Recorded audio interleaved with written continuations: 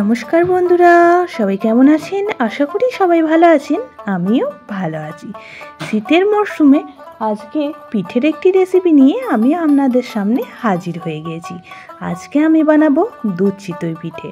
চিতই পিঠে কিন্তু অনেকেই বানাতে পারেন না, কারণ চিতই পিঠে উঠতে চায় না বা গ্যাসের মধ্যে অনেকেই বানাতে পারেন না। আজকে আমি খুব সহজভাবে একটা অন্যরকম পদ্ধতিতে চিতই পিঠেগুলি বানাবো, যেটা খুব সহজেই উঠে যাবে। আর এইভাবে আপনারাও বানিয়ে ফেলতে পারবেন দুধ চিতই পিঠে। আসুন তাহলে শুরু করি আজকের রেসিপি।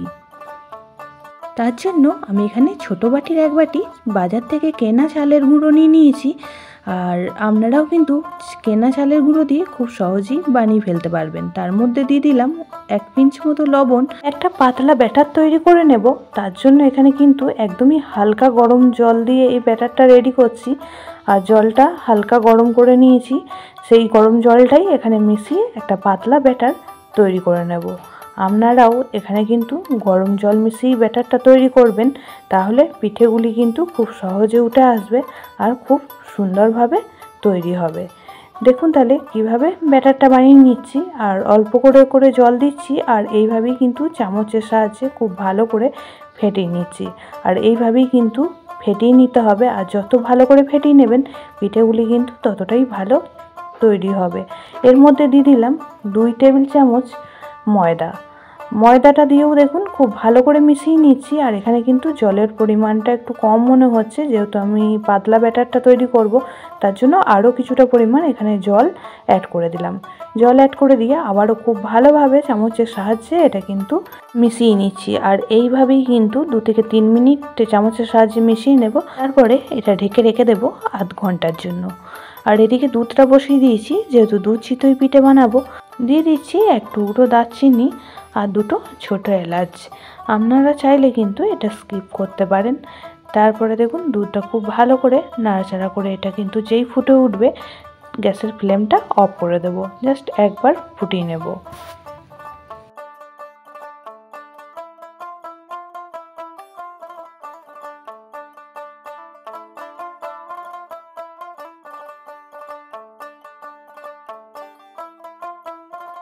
দুধটা ফুটতে ফুটতেই কিন্তু গ্যাসের ফ্লেমটা অফ করে দিয়েছি।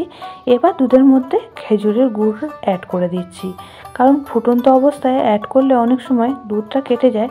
তার জন্য আমি ফ্লেমটা অফ করে খেজুর গুড়টা মিশিয়ে নিলাম। আর দুধটা এক পাশে কিন্তু ঢেকে রেখে দিয়েছি। আর এদিকে দেখুন আজকে চিতই পিঠেগুলি আমি আপ্পে প্যানে বানাবো।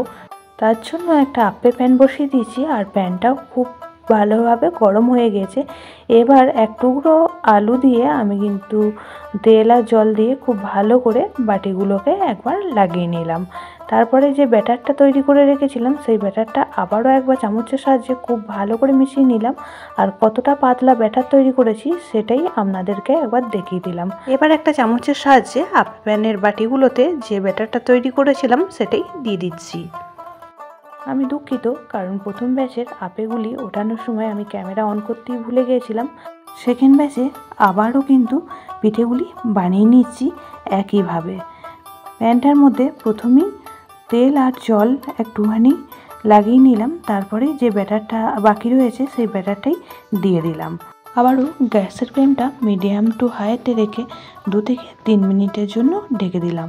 আর 2 থেকে 3 মিনিট পর ঢাকাটা খুলে দেখুন কত সুন্দর পিঠেগুলি একদম জালিদার তৈরি হয়েছে। এবার প্যানটা আমি একটু ঘুরিয়ে নিলাম, যাতে পিঠেগুলি তুলতে সুবিধা হয়। আর একটা উল্টেও দেখিয়ে দিলাম আপনাদের কতটা সুন্দর তৈরি হয়েছে আর খুব সহজেই কিন্তু উঠে আসছে।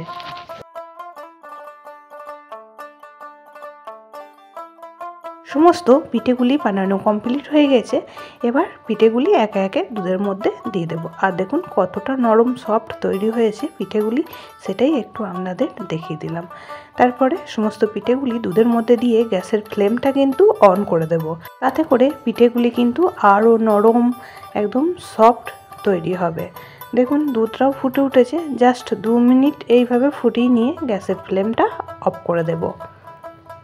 পুরনো বন্ধুরা পাশে থাকার জন্য অনেক অনেক ভালোবাসা। নতুন বন্ধুরা যারা চ্যানেলে ভিজিট করছেন, চ্যানেলটি এখনও পর্যন্ত সাবস্ক্রাইব করেননি, তাদের কাছে অনুরোধ রইল চ্যানেলটি সাবস্ক্রাইব করে পাশের বেল আইকনটি অল করে দেবেন। তাহলে আমি যখনই কোনো ভিডিও দেব নোটিফিকেশন সবার আগে আপনাদের কাছে পৌঁছে যাবে। চামচের সাহায্যে পিঠেগুলি একটু সমান করে দিচ্ছি যাতে সমস্ত পিঠেগুলির মধ্যে দুধটা খুব ভালোভাবে ঢুকে যায়। 2 থেকে 3 ঘন্টা পর ফিরে আসলাম আর পিঠেগুলি কতটা সুন্দর তৈরি হয়ে গিয়েছে। একটা প্লেটের মধ্যে এবার পরিবেশন করে দিচ্ছি।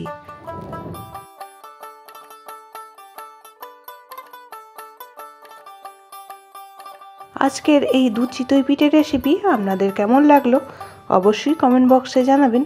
বেশি ভালো লেগে থাকলে বন্ধু বান্ধবীদের সঙ্গে একটা শেয়ার করে দেওয়ার অনুরোধ রইল। সবাই খুব ভালো থাকবেন, সুস্থ থাকবেন। আবারও দেখা হবে অন্য কোনো ব্লগ বা রেসিপির সাথে। ততক্ষণের জন্য সবাইকে টাটা, বাই বাই।